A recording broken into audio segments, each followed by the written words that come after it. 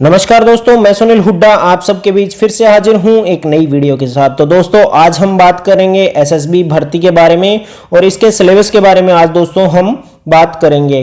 तो दोस्तों एसएसबी के जो फॉर्म है वो फिलअप हो चुके हैं और अब इसकी जो सिलेबस है उसके बारे में हम बात कर लेते हैं। तो दोस्तों वेटनरी कांस्टेबल और अन्य काफ़ी सारे पदों के लिए एसएसबी एक पेपर लेगी और उस पेपर में क्या सिलेबस रहेगा उसके बारे में आज हम बात करेंगे, क्योंकि दोस्तों काफ़ी दोस्तों के जो कमेंट आ रहे थे कि सर हमें सिलेबस के बारे में बता दीजिए। तो आज हम बात करेंगे कि जो सिलेबस है वो क्या रहने वाला है। तो दोस्तों एसएसबी का जो सिलेबस है वो एसएसबी ने नोटिफिकेशन में दिया तो है, लेकिन काफ़ी क्लियर नहीं लिखा है उसमें कि क्या क्या उसमें आएगा। तो दोस्तों अब हम सिलेबस के बारे में जानेंगे कि क्या सिलेबस रहेगा, कितने क्वेश्चन होंगे, कितनी देर का पेपर होगा, तो सारी हम बात करेंगे दोस्तों। तो उससे पहले आप हमारे channel target with Sunil Hooda को सब्सक्राइब कर लीजिए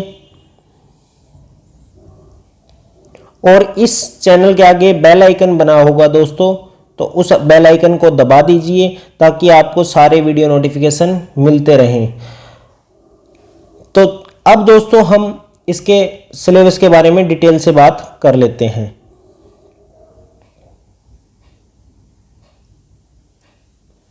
तो दोस्तों मैं आपको बताना चाहूंगा कि इसका जो रिटन एग्जामिनेशन होगा उसमें दोस्तों इसमें 100 ऑब्जेक्टिव टाइप क्वेश्चन आएंगे। कितने आएंगे दोस्तों? 100 क्वेश्चन ऑब्जेक्टिव टाइप आएंगे, यानी इसमें 100 क्वेश्चन होंगे दोस्तों, ठीक है। और उनके जो मार्क्स हैं वो भी 100 होंगे, यानी एक क्वेश्चन है वो 1 मार्क्स का होगा, ठीक है दोस्तों। यानी एक जो क्वेश्चन है वो 1 मार्क्स का होगा और आपको दोस्तों 120 मिनट मिलेंगे इस एग्जाम में, यानी आपको 2 घंटे मिलेंगे। इस एग्जाम के लिए आपको पूरे 2 घंटे मिलेंगे और आपको 2 घंटे के अंदर 100 क्वेश्चन करने होंगे, यानी 120 मिनट के अंदर आपको 100 क्वेश्चन करने पड़ेंगे और 100 क्वेश्चन के 100 ही मार्क्स रखे हैं एसएसबी ने, ठीक है दोस्तों। तो आपको एसएसबी ने काफ़ी सारा टाइम दिया है और इस टाइम से आपको दोस्तों काफ़ी फायदा मिलेगा, क्योंकि दोस्तों 120 मिनट में आपके 100 क्वेश्चन आराम से हो जाएंगे, ठीक है दोस्तों। तो चलिए अब हम आगे इसमें बात करते हैं कि इसमें क्या क्या आने वाला है, ठीक है दोस्तों। अब जो एसएसबी कांस्टेबल ट्रेड्समैन का सिलेबस अगर हम थोड़ा डिटेल से बात करें तो इसमें जनरल नॉलेज के जो है वो 25 क्वेश्चन आएंगे दोस्तों। जो जनरल नॉलेज है उसके कितने क्वेश्चन होंगे? 25 क्वेश्चन होंगे दोस्तों। और जो मैथमेटिक्स है उसके कितने क्वेश्चन होंगे? 25 क्वेश्चन आएंगे दोस्तों। और जो रीजनिंग है उसके कितने क्वेश्चन होंगे? 25 क्वेश्चन होंगे। और अब चौथा जो सब्जेक्ट है वो इंग्लिश और हिंदी होगा दोस्तों, उसमें हमें 25 क्वेश्चन देखने को मिलेंगे, ठीक है दोस्तों। तो दोस्तों जो एसएसबी का नोटिफिकेशन है उसके अंदर आपको 3 सब्जेक्ट तो कोई दिक्कत नहीं है, जनरल नॉलेज, मैथमेटिक्स और रीजनिंग। चौथा जो सब्जेक्ट है उसमें आपको कंफ्यूजन हो रहा होगा कि हिंदी आएगी या इंग्लिश आएगा।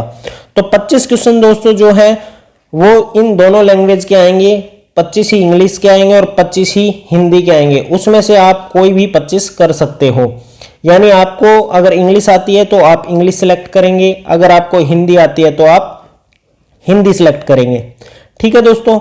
मतलब आपको जनरल नॉलेज के, एक मिनट रुकिए दोस्तों, आपको जनरल नॉलेज के 25 क्वेश्चन मिलेंगे, मैथमेटिक्स के आपको 25 क्वेश्चन मिलेंगे, रीजनिंग के आपको 25 क्वेश्चन मिलेंगे और इंग्लिश और हिंदी के आपको 25-25 क्वेश्चन मिलेंगे। उनमें से आप कोई भी 25 कर सकते हो। अगर आपको इंग्लिश आती है तो आप इंग्लिश के 25 क्वेश्चन करेंगे और अगर आपको हिंदी आती है तो आप हिंदी के 25 क्वेश्चन करेंगे, ठीक है दोस्तों। अब हम बात कर लेते हैं मिनिमम क्वालिफाइंग मार्क्स कि अगर आप एसएसबी का पेपर देते हो तो उस रिटन एग्जाम में आपके कितने नंबर आने चाहिए, ठीक है दोस्तों। मान लीजिए 100 नंबर का पेपर है, उसमें से दोस्तों आपके कम से कम जो है वो दोस्तों 50% मार्क्स आने चाहिए, यानी 100 नंबर के पेपर में आपके 50 नंबर आने चाहिए। किस किस के लिए आने चाहिए? जो जनरल कैटेगरी के हैं, ईडब्ल्यूएस हैं, ओबीसी हैं और एक्स सर्विसमैन हैं, उनके लिए दोस्तों 100 में से 50 नंबर आने जरूरी हैं। यानी अगर आपके 100 में से 49 नंबर आते हैं तो आप यहीं पे डिस्क्वालीफाई हो जाओगे। यानी आप चाहे आपके कितने भी कैंडिडेट से ऊपर नंबर हो, आप मेरिट में आए ना आए वो अलग चीज़ है, कम से कम आपके 50 नंबर तो होने चाहिए, फिर आपकी मेरिट की बात होगी।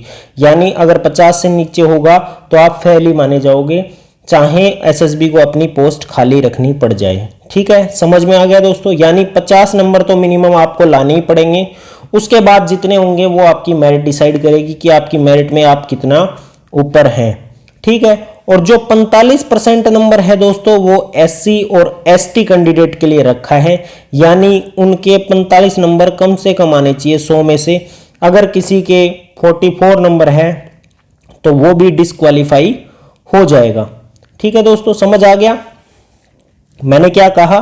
50 नंबर तो आपके जनरल, ईडब्ल्यूएस, ओबीसी और एक्स सर्विसमैन के लिए रखे हैं, और जो 45% नंबर है वो एससी एसटी कैटेगरी के लिए रखे हैं। और इसके बाद जो फाइनल मेरिट है ऑल पोस्ट के लिए वो आपके मार्क्स के बेसिस पे बनाई जाएगी। यानी जो रिटन एग्जाम होगा उसके बेस पे ही रिटन बेस्ड मेरिट। ठीक है, रिटन एग्जाम के बेस पे ही आपकी पूरी मेरिट बनेगी। समझ में आ गया दोस्तों। यानी रिटन में आपके जितने नंबर आएंगे, मान लो आपके 59 नंबर आते हैं 100 में से, तो वही माने जाएंगे। आपके फिजिकल मेडिकल के आपको कोई नंबर नहीं मिलेंगे, वो फिर सिर्फ क्वालिफाइंग होंगे। अगर आप फिजिकल क्वालिफाई कर लेते हो तो अच्छी बात है, आपको रिटन में बैठने दिया जाएगा और उसके कोई नंबर नहीं जुड़ेंगे। कुछ एग्जाम में क्या होता है दोस्तों, फिजिकल के 10 नंबर 20 नंबर होते हैं, लेकिन इसमें कोई नंबर नहीं रखे हैं। आपको सिर्फ जो फिजिकल टेस्ट है वो आपको क्या करना है, क्वालिफाई करना है। बाकी जितने भी टेस्ट होंगे इनके सब आपको क्वालिफाई करने हैं। लेकिन आपका जो रिटन एग्जाम है जो वो आपको क्या करना होगा, मेरिट में आना होगा। यानी रिटन में जितने ज़्यादा नंबर होंगे वो डिसाइड करेगा आपकी मेरिट में कौन सा नंबर है, आप सिलेक्ट होंगे। मेरिट में अगर आएंगे आप रिटन के हिसाब से तो आपको इसमें क्वालिफाई कर पाएंगे। यानी बाकी सब में आपको पास होना है सिर्फ, और जो रिटन है वो आपका मेरिट डिसाइड करेगा। ठीक है, सॉरी, मेरिट डिसाइड करेगा। जो रिटन एग्जाम होगा उसी से आपकी मेरिट डिसाइड होगी। तो दोस्तों मैंने आपको पूरा डिटेल से बता दिया है। और इसके अलावा दोस्तों आपको सिलेबस अगर जानना है कि मैथ्स के कौन से टॉपिक आएंगे, रीजनिंग के कौन से टॉपिक आएंगे, हिंदी इंग्लिश के कौन से टॉपिक आएंगे, तो उसमें दोस्तों आप जो है वो एसएससी के जो 10th लेवल एग्जाम होते हैं, एसएससी जो है जो 10th लेवल एग्जाम कराती है उसके हिसाब से आप चल सकते हैं। जैसे एमटीएस का एग्जाम कराती है एसएससी, उसका भी आप देख सकते हो, या फिर एक 10+2 लेवल का जो एग्जाम कराती है उसके भी आप टॉपिक देख सकते हो। उसके हिसाब से आप तैयारी करोगे तो आपको कोई परेशानी नहीं होगी। ठीक है दोस्तों, समझ आ गया। यानी सेंट्रल गवर्नमेंट का कोई भी 10th लेवल एग्जाम होता है, जैसे एसएससी 10th लेवल मैंने बता दिया कि क्या कराती है, एमटीएस का एग्जाम कराती है, और सिलेक्शन पोस्ट एग्जाम भी होते हैं। इसके सिलेक्शन पोस्ट एग्जाम कौन करवाती है, एसएससी। और इसके जो सिलेबस रहता है 10th लेवल का, उसका आप पेपर देख सकते हो, उसके पेपर के बिहाफ पे आप तैयारी कर सकते हो। उससे आपको क्या होगा, एक आइडिया लग जाएगा कि किस प्रकार के टॉपिक आते हैं। ठीक है, तो टॉपिक का आपको आइडिया मिल जाएगा, उससे क्या होगा आप अपनी तैयारी कर सकते हो। और इसके अलावा दोस्तों अगर मेरे को क्वेश्चन पेपर इसका मिल जाता है तो मैं आपको क्वेश्चन पेपर भी डाल दूंगा। और इसके अलावा दोस्तों इसका कोई सिलेबस अगर ऑफिशियली आता है या कहीं से मिलता है तो मैं आपको इसके सिलेबस के बारे में भी बता दूंगा। ठीक है दोस्तों, तो धन्यवाद। जय हिंद, जय भारत।